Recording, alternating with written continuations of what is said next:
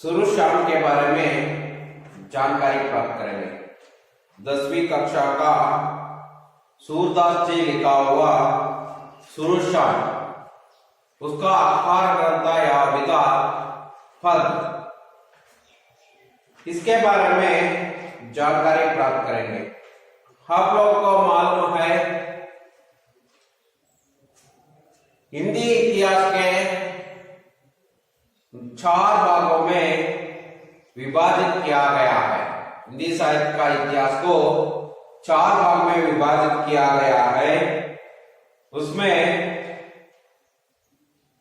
आदि काला, भक्ति काला, रीति काला, आधुनिक काला, ऐसे 4 भागों में विभाजित किया गया है। उसमें भक्ति काल के प्रसिद्ध कवियों में सूरदास जी भी एक है। भक्ति काल के कृष्ण भक्ति शाखा के प्रसिद्ध कवि सूरदास जी, उसी तरह भक्ति काल के राम भक्ति शाखा के प्रसिद्ध कवि तुलसीदास जी। ऐसा सूरदास जी का बारे में आज जानकारी प्राप्त करेंगे।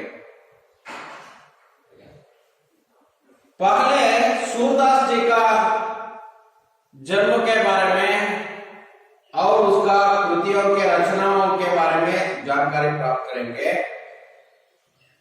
हिंदी साहित्य का इतिहास का भक्ति काल के कृष्ण भक्ति शाखा के प्रसिद्ध कवि सूरदास जी। भक्त कवि सूरदास जी हिंदी साहित्यावकाश के सूर्य माना जाते हैं। आप लोगों को मालूम होना चाहिए, उसको हिंदी साहित्य के भक्ति काल में उसको सूर्य माना जाता है। सूर्य हागाದ್ರೆ ಮಕ್ಕಳೇ ಗೊತ್ತಾಗಲಿ, ಸೂರದಾಸ್ ಅವರನ್ನ ಭಕ್ತಿ ಕಾಲದ ಸೂರ್ಯ ಅಂತ ಕರೀತಾ ಇದ್ರಂತೆ. ಹಾಗಾದ್ರೆ ನಿಮಗೆ ಗೊತ್ತಾಗಬಹುದು ಸೂರ್ಯ ಅಂತ ಕರೀತಾ ಇದ್ದಾರಂದ್ರೆ ಅವರು ಎಷ್ಟು ಉತ್ತಮವಾದಂತಹ ರಚನೆಗಳನ್ನ ಮಾಡ್ತಾ ಇದ್ರು, ಅದರಿಂದ ಎಷ್ಟು ಪ್ರಸಿದ್ಧಿಯಾಗಿದ್ರು ಅಂತ ಗೊತ್ತಾಗತ್ತೆ। उन्हें भक्ति काल के सगुणधारा भक्ति धारा के कृष्ण भक्ति शाखा के प्रवर्तक माना जाता है। और ना भक्ति काल का सगुण भक्ति धारा कृष्ण भक्ति शाखा प्रसिद्ध कवि ಅಂತ ಅಂದಿದ್ರಂತೆ। ಹಾಗಾದ್ರೆ ಮಕ್ಕಳೇ ನಿಮಗೆ ಗೊತ್ತಾಗಬೇಕು, ಭಕ್ತಿ ಕಾಲ,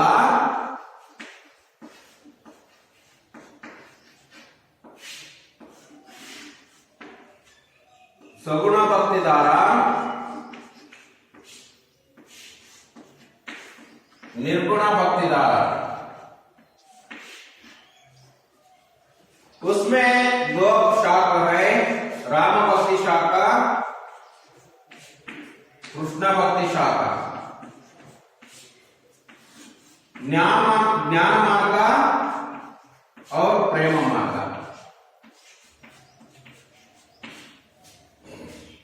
राम भक्ति शाखा के प्रसिद्ध कवि तुलसीदास, कृष्ण भक्ति शाखा के प्रसिद्ध कवि सूरदास।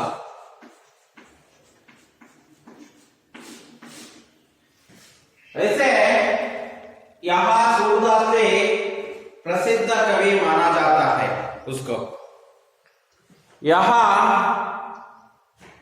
भक्ति काला, सगुण भक्ति धारा, राम भक्ति शाखा के प्रसिद्ध कवि तुलसीदास जी रावण के बारे में अनेक उपन्यास लिखा है, रामचरितमानस लिखा है। उसी तरह भक्ति काल के सगुण भक्ति धारा के कृष्ण भक्ति शाखा का प्रसिद्ध कवि सूरदास कृष्ण के बारे में अनेक उपन्यास लिखा है, अनेक रचनाएं लिखा है। वह सूर सागर, सूर लहरी, ऐसा कृतियों को रचना किया गया है। प्रवर्तक माना जाता है। इसका जन्म उत्तर प्रदेश का रुनाकात गांव में जन्म हुआ था। उत्तर प्रदेश के रुनाकात।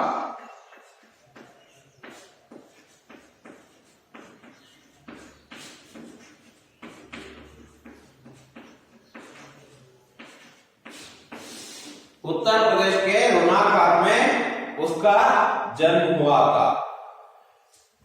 1540 में उसका जन्म हुआ था। 1540 ಇವರ ಜನ್ಮ ಆಯಿತು। ಮಕ್ಕಳೇ ಗೊತ್ತಾಗಲಿ 1540 अथवा 1540 में उसका जन्म हुआ था। उनके प्रमुख रचनाएं सूरसागर,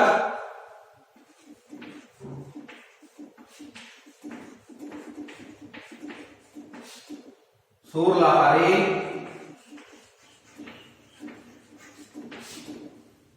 और सूरसरावली।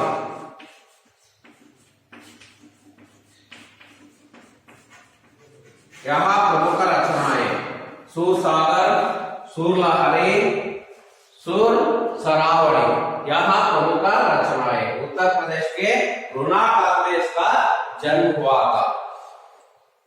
उसका मृत्यु 1642 में उसको मृत्यु हुई है। 1642 ಅಲ್ಲಿಗೆ 102 ವರ್ಷ ಬದುಕಿದ್ದಾರೆ ಅಂತ ಮಕ್ಕಳೇ।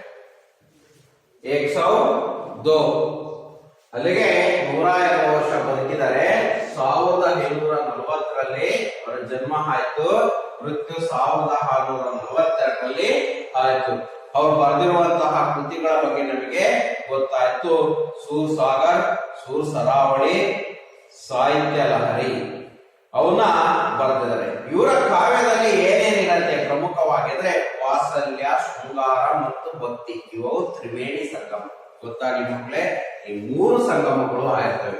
ವಾತ್ಸಲ್ಯ, ಶೃಂಗಾರ ಮತ್ತೆ ಭಕ್ತಿ, ಈ 3ಗಳನ್ನ ಮಿಕ್ಸ್ ಆಗಿ ಮಾಡಿರುವಂತದ್ದೇ ಈ ಸೂರದಾಸ್ ಅವರ ಪ್ರಮುಖವಾದಂತಹ ಒಂದು ಮುಖ್ಯಾಂಶ ಆಗಿದೆ। ಹಾಗಾಗಿ ಇಂಥವುಗಳನ್ನ ರಚನೆಯನ್ನ ಮಾಡಿದಂತವರು सूरदास ಅವರು।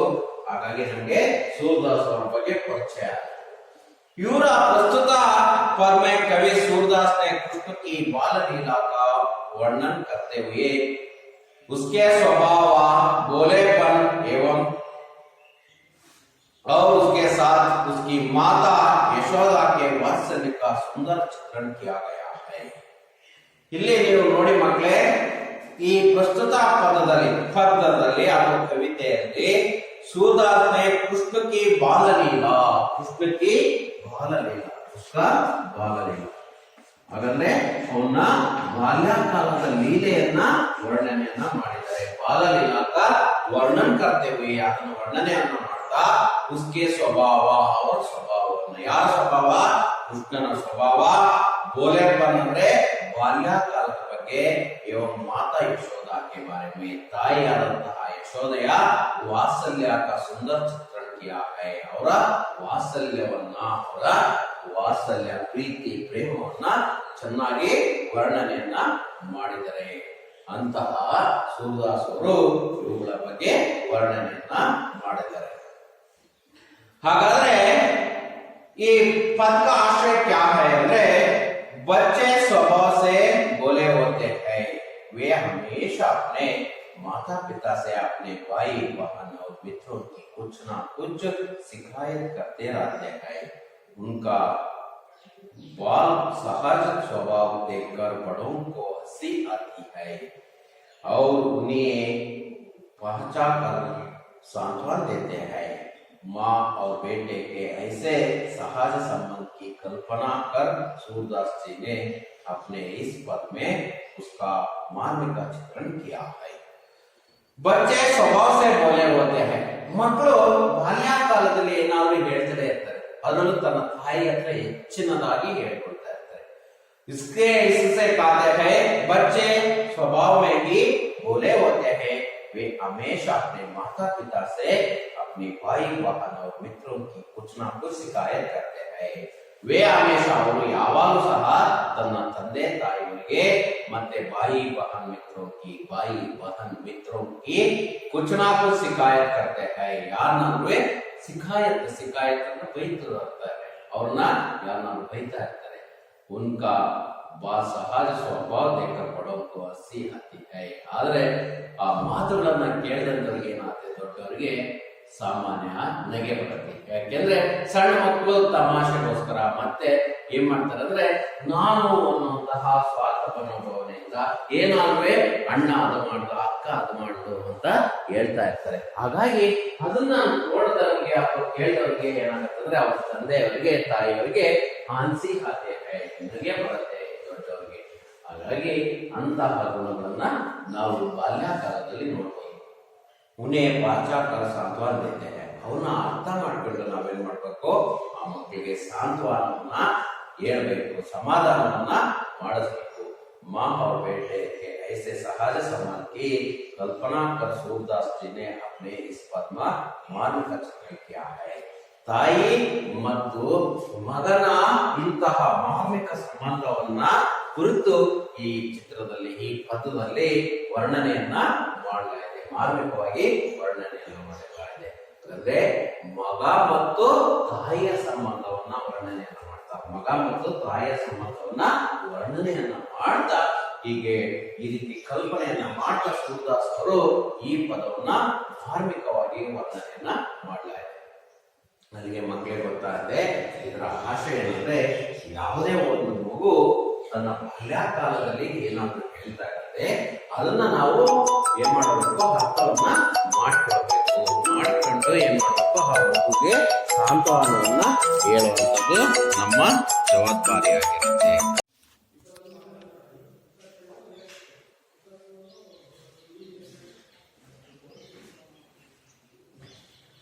ಬಾಲ್ಯಕಾಲದ ಬಗ್ಗೆ ವರ್ಣನೆಯನ್ನ ಮಾಡಲಾಗಿದೆ. ಹಾಗಾಗಿ ಇಂತಹ ಸುಂದರ ಚಿತ್ರಣವನ್ನ ಸೂರದಾಸ್ ಅವರು ನೋಡೋಣ ಯಾವ ರೀತಿ ಹೇಳಿದ್ದಾರೆ ಅಂತ. ಹಾಗಾದ್ರೆ ಮಕ್ಕಳೇ ಹೇಳ್ತೇನೆ, ನೋಡ್ಕೊಳ್ಳಿ. मैया मोही दाऊ बहुत खिंचायो, मैया मोही दाऊ बहुत खिंचाओ, मोसो काता मोटको लीना, मोसो काता मोटको लीनो, तो ही जसमती कब जायो, तो ही जसमती कब जायो. कहा कावई इही राय रीसा के मारे, कहा कावई इही रीसा के मारे, खेलना और नहीं जाता. पुनि पुनि कहता कौन है माता, को है तुम्हारा ताता, तुम्हारो ताता. गोरे नंदा जसोदा गोरी, तुम कत शाम शरीरा, चुटकी दे दे अस्ता ग्वाला, सब सीख देता बलबीरा. तू मोही को मारना सीखी, दुहुई कबू ना की जाई, मोहन को मुकरीस समेता लाकी, जसमती सुनी सुनी रिजाय. सुनु कनहा बलभद्र चबाई, जनमती ही को दूता, सुरु श्याम मोही गोदान की सौ, औ माता तू होता. मैया मोही दाऊ बहुत खिजाओ, मैया मोही दाऊ बहुत खिजाओ, दई मैया मोही दाऊ बहुत खिजायो, मोसो काता मोलको लेनो, तोई जसमती कब जायो. कहा काव है इही रीसा के मारे, खेलना हो नहीं जाता. पुनि पुनि काता कौन है माता, को है तुम्हारो ताता. गोरे नंदा जसोदा गोरी, तुम कत श्याम शरीरा, चुटकी दे दे अस्ता ग्वाला, सब सीख देता बलबीरा. तू मोही को मारना सीखी, दुहुई कबू ना की जाई, मोहन को मुकरीस समेता लाकी, जसमती सुनी सुनी रिजाय. सुनो कनहा बलभद्र चबाई, जन्मते ही को दूता दूता, सुरु श्याम मोही गोदान के सौहौ, माता तू होता. ಮಕ್ಕಳೇ ಓದ್ಕೊಳ್ಳಿ, ಒಂದ್ 2-3 ಸಲ ಓದ್ಕೊಳ್ಳಿ. ಹಾಗಾದ್ರೆ ಇದು ಅರ್ಥ ಆಗೋದು, ಇಲ್ಲಾಂದ್ರೆ ಅರ್ಥ ಆಗೋದಿಲ್ಲ ಮಕ್ಕಳೇ. ಹಾಗಾಗಿ ಒಂದ್ 2-3 ಸಲ ನೀವು ಓದ್ತಾ ಹೋಗಿ ಇದನ್ನು.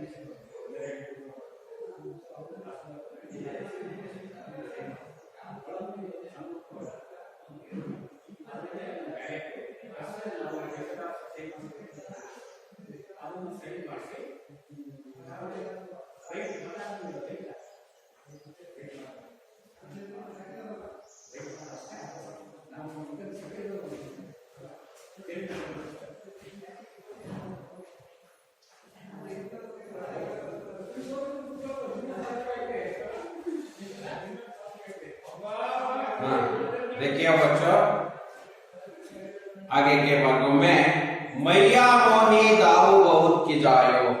मैया का मतलब माँ, मोही ಅಂದ್ರೆ मुझे, माँ ಅಂತ ಯಾರು ಕರೀತಿರೋದು? ಯಶೋಧ.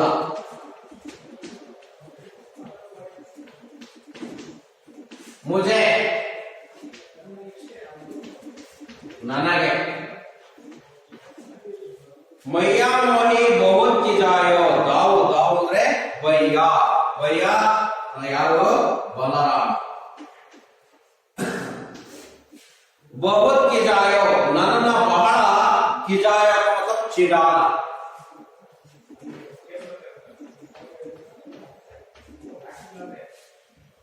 मैया मोही ಅಮ್ಮ ನನಗೆ ನನ್ನ ಅಣ್ಣನಾದಂತಹ ಕೃಷ್ಣ ಹೇಳ್ತಾ ಇರೋದು. ಈ ಮಾತನ್ನ ಕೃಷ್ಣ ಯಾರಿಗೆ ಹೇಳ್ತಾ ಇರೋದು?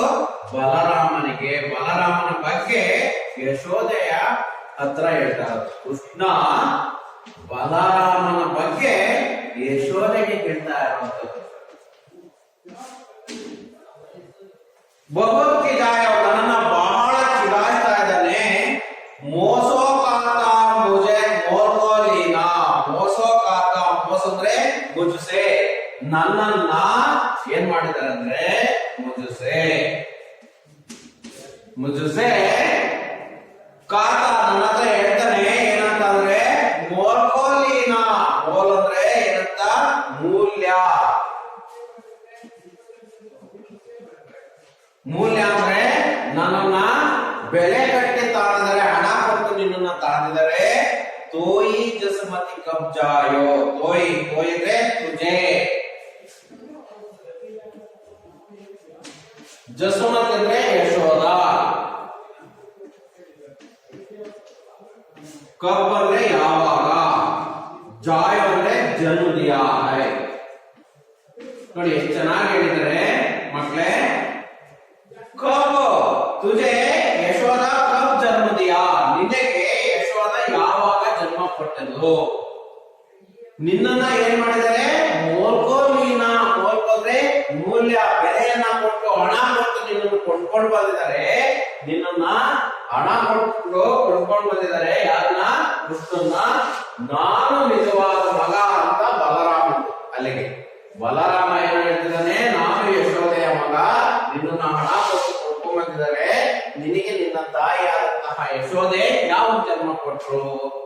ತಾಯಿ ತಾಯಿ ಅಂತ ಹೇಳ್ತೀಯಲ್ಲ, ಯಾವಾಗ ಏನನ್ನ ಕೊಟ್ರು? ಈ ಜನ್ಮವನ್ನು ಕೊಟ್ರು. ಈ ರೀತಿಯಾಗಿ ಕಿಜಾಯಿಸ್ತಾ ಇದ್ದಾರೆ, ಚಿರಾಯಿಸ್ತಾ ಇದ್ದಾರೆ. ಇದು ನಡೆದಿರುವಂತಹ ಘಟನೆ.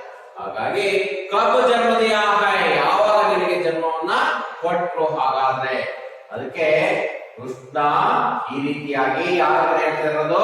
ಯಶೋದೆ ಹತ್ರ ಹೇಳ್ತಾ ಇದ್ದಾರೆ. ಅದಕ್ಕೆ ಹೇಳ್ತಿದ್ರೆ ಮಯ್ಯ ಮೋಯಿ ಯಾವು ಬಹುತ್ ಜಾಯೋ ಮೋಸೋ ಕಾತ ಮೋಲ್ಕೋಲೀನೋ ತೋಯಿ ಜಸ್ಮತಿ ಕಬ್ಜಾಯೋ. ನೋಡಿ, ಹಾಗಾಗಿ ಯಾವಾಗ ನಿನಗೆ ಜನ್ಮವನ್ನ ಕೊಟ್ಲು ಯಶೋದೆ, ನಿನಗೆ ಜನ್ಮ ಕೊಟ್ಟಿಲ್ಲ. ಹಾಗಾಗಿ ನಾನೇ ಮಗ, ನೀನು ಏನು ಮಗನಲ್ಲ, ನಿನ್ನ ಏನು ಹಣ ಕೊಟ್ಟು ಕೊಂಡ್ಕೊಂಡು ಬಂದಿರೋಂಥದ್ದು ಅನ್ನೋ ರೀತಿಯಲ್ಲಿ ಹೇಳ್ತಾ ಇದ್ದಾರೆ. ಹಾಗಾಗಿ ನಿನ್ಗೆ ಯಾವಾಗ ಜನ್ಮವನ್ನ ಕೊಟ್ಟು ಅನ್ನೋದು ಕೇಳ್ತಾ ಇದ್ದಾರೆ ಮಕ್ಕಳೇ. ಹಾಗಾದ್ರೆ ಇವತ್ತು ನಮಗೆ ಏನೇನ್ ಗೊತ್ತಾಯ್ತು ಅಂದ್ರೆ, ಮೊದಲನೇದಾಗಿ ಸೂರದಾಸ್ ಅವರ ಕವಿ ಪರಿಚಯ ಗೊತ್ತಾಯ್ತು. ಅವರು ಎಲ್ಲಿ ಯಾವಾಗ ಹೇಗೆ ಹುಟ್ಟಿದ್ರು ಅನ್ನೋಂಥದ್ದು ಗೊತ್ತಾಯ್ತು. ಅದಾದ್ಮೇಲೆ ಮೃತ್ಯು ಬಗ್ಗೆನೂ ಗೊತ್ತಾಯ್ತು, ಅವರ ರಚನೆಗಳ ಬಗ್ಗೆ ಗೊತ್ತಾಯ್ತು. ಈಗ ಪಾಠದ ಆಶಯ ಮತ್ತೆ ಪಾಠದ ಉದ್ದೇಶ, ಪಾಠದ ಏನನ್ನೋದು ಸಹ ಒಂದು ಸ್ವಲ್ಪ ವಿಚಾರಗಳನ್ನ ನಾವು ತಿಳ್ಕೊಂಡಿದ್ದೀವಿ ಮಕ್ಕಳಿಗೆ.